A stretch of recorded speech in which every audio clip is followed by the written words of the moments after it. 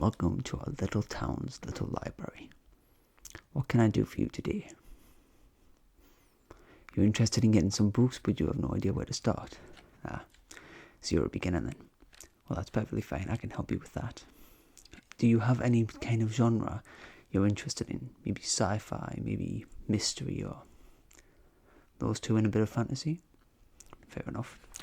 Well, I have quite a bit of a selection today, so I just happen to have some right in front of me actually, so by all means please sit back and that reminds me actually, would you prefer quite a long list, or are you looking for one where it's quite a big list of books or more smaller?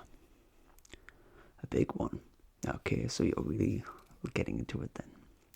Fair enough then. Just let me get those books and I'll be with you in a moment. Now then, to start off with, we have Good Omens by Terry Pratchett and Neil Gaiman. Now, this is one of my personal favourite books, and it's the one that started me off in getting into reading as well. And Neil Gaiman is in fact one of my favourite authors too. This book is basically about, how could I describe it? So you see about the Christianity side of it being sort of like the rapture, and being from the perspective of a demon and an angel who are quite close to each other, but really shouldn't be. They keep watch of, I guess, the Antichrist, and make sure that the world is still going the way it should. I'm not a very good description, but it's quite worth checking out, that's for certain. The writing style between Neil Gaiman and Terry Pratchett is quite nice. They complement each other very well. It's very simplistic, but very snappy, and it's one of my favourites. So maybe this could be one you could consider, even with my terrible description. Next, we have The Assassin's Apprentice. Now, this book is by Robin Hobb, and it's exactly how it sounds. It's about an assassin's apprentice. And the description says, in a faraway land of which members of the royal family are named for the virtues they embody, one young boy will become a walking enigma. Born on the wrong side of the sheets, Fitz, son of chivalry, is a royal bastard, cast out into the world, friendless and lonely. Only his magical links with animals, the old art known as the wit, gives him solace and companionship. But the wit, if used too often, is a perilous magic and one abhorred by nobility. So when Fitz is finally adopted into the royal household, he must give up his old ways and learn a new life. Weaponry, scribing, courtly manners, and how to kill a man secretly as he trains to become a royal assassin. Now, I don't know about you, but this book sounds very enticing, and it's one of my personal favourites as well. I mean, just the name alone, The Assassin's Apprentice, rings quite a few bells. So if that sounds good to you, I would highly recommend this book. Next, we have Bartimaeus, Amulet of Samarkand. This book is about a young magician who summons a demon. That's the gist of it. It goes by, a young magician's apprentice, Nathaniel, secretly summons the irascible 5,000-year-old jinn, Bartimaeus, to do his bidding. Bartimaeus must steal the powerful amulet of Samarkand from the master magician Simon Lovelace, and before long, Nathaniel and Bartimaeus are caught up in a terrifying flood of magic, intrigue, rebellion, and murder. These books are also published in 35 languages and have sold 6 million copies worldwide. But at this point, it's probably even more. But this is a quadrilogy series, so there are 4 different ones. You might be able to notice right there. I apologise for the lack of lighting. But as of now, I've only read one of these books, but it is one of my favourites, and I intend to read the sequel very soon. It is quite fun. It's one of those books where you can also imagine it being almost like a Saturday TV show you could check out as well. It's very funny, in my opinion anyways. So if that sounds good to you, perhaps give it a try. Next, we have Children of Blood and Bone. Now, compared to Bartimaeus, this one is quite a bit darker. It's very emotionally enticing, and it involves a lot of death. But at the back, it simply reads, "They killed my mother. They took our magic. They tried to bury us. Now we rise." just a simple little one like that. It does have its moments of humour, but for the most part it can be quite dramatic, but very intense and very, I don't want to say alluring, that's not the right word, but very, it basically pulls you in. It pulls you in. The characters are realistic, to be exact. Their problems are almost like real life problems, and even the author, Tomi Adeyemi, or Tomai, I may have butchered that, discussed a very serious topic at the end of this book, and the inspiration of it, and I thought it was very inspiring. It's definitely worth a read if you need a dramatic story full of adventure and great characters. Now, we move on to another darker book from a series that basically many people know. It's been a game series, a Netflix series, and of course, a book series. This is from Andrzej Sapkowski, and it's The Sword of Destiny from the Witcher series. Now, this is an interesting one, because with this one, and the one before it, which was The Last Wish, this rather than be one big full story, it actually comes in a set of shorter stories by the main character, Geralt of Rivia, and his adventures. It's not to everyone's taste with the way the author has done it, but this was my second book that I've read ever and enjoyed, and The Last Wish was my first, and I truly enjoyed it. Although, to be honest, I played the games before I checked out the books, so maybe I was biased. But even so, even if you're a newcomer to the series of The Witcher, it is certainly something special. So, it reads here, Geralt is a witcher, a man whose magic, enhanced by long training in the mysterious elixir, have made him a brilliant fighter and a merciless assassin. His targets are the deadly monsters which ravage the land and attack the innocents. He roams the country seeking work, but comes to realize that while some of his quarry are unremittingly vile, others are the victim of sin, evil, or simply naivete. In this collection of short stories, following the adventures of the hit collection The Last Wish, join Geralt and his companions as they battle monsters, demons, and prejudice alike. Now then, we have another book by the author from Good Omens, or one of the authors, Neil Gaiman, and it is called Neverwhere. Now, it says here, it's a place under the streets of London. It's a place most people could never even dream of. A city of monsters and saints and murderers and angels, knights in armor and pale girls in black velvet. This is the city of people who have fallen between the cracks. Richard Mayhew, a young businessman, is going to find out more than enough about this other London. A single act of kindness catapults him out of his workaday existence and into a world that is at once eerily familiar and utterly bizarre. And a strange destiny awaits him down here, beneath his native city, Neverwhere. Now again, as I said before with Good Omens, Neil Gaiman's writing style is one of my favourites. He's quite simplistic, but snappy, and his humour really makes you get a good chuckle. And yeah, I don't really have much else to say about it. It's one of those books where you need to read it yourself in order to try and understand it. But from the description, I hope that enticed you enough to at least give it a try. Now then, next we have a classic from, I would say, one of those fantasy books that everybody started off with, or at least quite the majority these days anyways.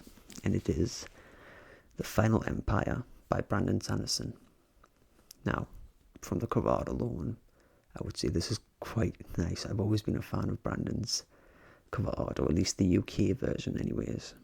And this is a book one of the Mistborn series, which is both a trilogy, but also has another trilogy from a different time period of this one that's set after these books. And it says here, for 1,000 years the ash fell. For 1,000 years the Scar slaved in misery and lived in fear. For 1,000 years the Lord Ruler reigned with absolute power and ultimate terror, divinely invincible. Every attempted revolt has failed in misery, yet somehow hope survives. A new kind of uprising is being planned, one that depends on the cunning of a brilliant criminal mastermind and the courage of an unlikely heroine, a scarce street urchin who learned to master allomancy, the power of a mistborn. What if the prophesied hero had failed to defeat the Dark Lord? The answer will be found in the Mistborn trilogy, a saga of surprises that begin here. Now this book, if I remember correctly, this book released in 2006, so quite a while away. But with the way people go about it, you would think it only released last year, because of how popular it still is. And the author, Brandon Sanderson himself, is quite consistent with his work. That's being a bit of an understatement, but he certainly loves his work. And if this sounded appealing to you as it did to me, by all means I recommend you check it out. The writing style isn't to everyone's taste. It is very simple, but it's almost as though there is no writing style whatsoever. I don't really know how else to put it, but please do give it a read. Now, here we have one of my personal favorites. It's by Marcus Zuzak, if I believe I said that right, and it is one of the books that truly hit me in the emotional feels by the end of it. And it is called The Book Thief. It reads, "Here is a small fact. You are going to die." In 1939, Nazi Germany, the country is holding its breath. Death has never been busier. Liesel, a 9-year-old girl, is living with a foster family on Himmel Street. Her parents have been taken away to a concentration camp. Liesel steals books. This is her story, and the story of the inhabitants of her streets, where the bombs begin to fall. Some important information. This novel is narrated by Death. It's a small story about a girl, an accordionist, some fanatical Germans, a Jewish fistfighter, and quite a lot of thievery. Another thing you should know. Death will visit the book thief 3 times. I can't begin to tell you just how intriguing that sounded to me when I first discovered this book. So, by all means, if that doesn't intrigue you as it did me, nothing will. Now then, we have a book from an author that's been working on this series for over 10 years, or one book for over 10 years. And it is called The Name of the Wind by Patrick Rothfuss. Patrick's writing style is quite unique. It's one of those where it takes time to perfect. Now, I believe this was his first book published, his debut novel, but he spent over a good 10 years working on it, making quite a ridiculous amount of changes over the course of those 10 years. But I would say it certainly paid off, and he's still currently working on the 3rd book as we speak. And fans are eager, but it reads, "I have stolen princesses back from sleeping Borough kings. I burned down the town of Trebon. I spent the night with Felurian and left with both my sanity and my life. I was expelled from the university at a younger age than most people are allowed in. I tread paths by moonlight and others fear to speak of during day. I have talked to the gods, loved women, and written songs that make the minstrels weep. My name is Kavoth. You may have heard of me." So now this is one of those coming-of-age tales. It focuses on the main character Kavoth and his adventures toward going toward a university and learning a type of magic where it involves a lot of research in real time. It's not one of those types where you could just come up with on the fly. I'm not even exactly sure how he did it, but even now, after reading it, I'm still trying to figure it out. But I do hope that you consider checking it out. Whether or not this is a beginner's novel, I mean, I began it as a beginner, but it's certainly worth giving a read. Now then, I have 2 books left, and the others were mostly fantasy and fiction. And these ones, like you said, you wanted one with mystery, and then I also have another one here with sci-fi that I want to talk about. So, we'll begin with the mystery one first. It's called One of Us is Lying. A geek, a jock, a criminal, a princess. Who would you believe? And at the back it says, 5 students walk into detention, only 4 leave alive.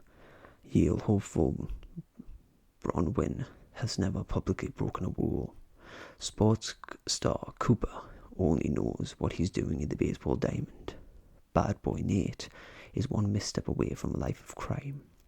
Prom queen Addie, or Adai, is holding together the cracks in her perfect life.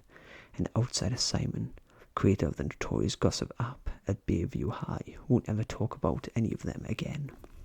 He dies 24 hours before he could post their deepest secrets online. Investigators conclude it's no accident. All of them are suspect. Everyone has secrets, right? What really matters is how far you'll go to protect them. Now, as it sounds, this is indeed a mystery novel about one boy that dies and the other 4 are being blamed. It's essentially you're figuring out how did he die and who killed him. A very simple, a very classic type of tale, but definitely intense. It kept me on the edge of my seat. This was my first mystery novel, and I never thought I would enjoy it as much as I did. And finally, we have The Knife of Never Letting Go. This is about Todd Hewitt is the last boy in Prentice Town. But Prentice Town isn't like the other towns. Everyone can hear everyone else's thoughts in a constant, overwhelming, never-ending noise. There was no privacy. There were no secrets. Or are there? Just 1 month away from the birthday that will make him a man, Todd unexpectedly stumbles upon a spot of complex silence, which is impossible. Prentice Town has been lying to him, and now he's going to have to run. Now I believe that this was actually the first young adult novel that the author Patrick Ness ever wrote. And this is quite unique, because as I mentioned before, some people can hear the thoughts within this book, or that's the premise anyways. And sometimes it has specific things like these very, I'm sorry that wasn't a very good view, but very dark lines, very big words. That's not the best way to describe it. Except, from what I recall, there was one page here. Yes, here we go. This is a better example. You get things like this. Now, although I can't exactly read that from this view, it's quite messy, and that is the idea. And that's certainly what intrigued me to read this book, to figure out what it meant and why. And the author does quite a bit of that type of writing throughout this book. It's unlike anything I've seen, although I haven't read as many books as I probably should be at this age. But anyways, I hope that was at least an idea for you. So, from that list, have you decided which ones you'd like to buy, despite my terrible description? Excellent. Well then, I'll just type it up here on my computer, so if you could just tell me which ones. The first one, please.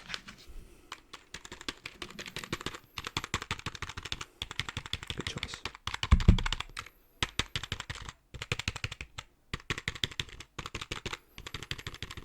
And the others as well.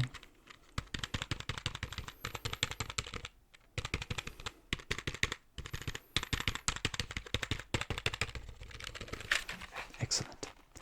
I do hope you enjoy those books, and I hope the rest of your day goes well. Happy reading.